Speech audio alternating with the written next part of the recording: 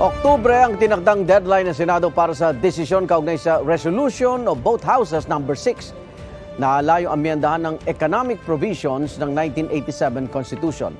Sabi ni Senador Sani Angara na chairman ng Subcommittee on Constitutional Amendments, mas maganda kung mas mapaaga pa ang pag-aproba.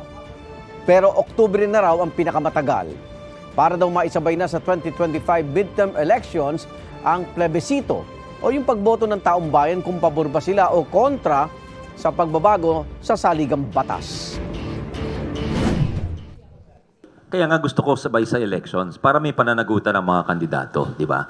Kung ano yung posisyon nila sa tsa-tsa, kung hindi magandang paliwanag mo sa entablado, kung medyo hindi mo naintindihan yung issue at lumalabas na hindi mo pinag-aralan at oo ka lang ng oo o hindi ka lang ng hindi, di ba?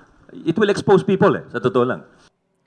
Hindi pa naman makapagbigay ang mga senador ng kanilang posisyon sa charter change. Hindi pa raw tamang panahon dahil mag-uumpisa pa lang ang mga debate. Kamakailan lang, hinamon ni House Majority Leader Manix Dalipe ang mga senador na magsalita na kung sino sa kanila ang pabor o kontra sa tsa-tsa. Igan, mauna ka sa mga balita. Mag-subscribe sa GMA Integrated News sa YouTube. Sa mga kapuso abroad, subaybayan nyo kami sa GMA Pinoy TV at sa www.gmanews.tv.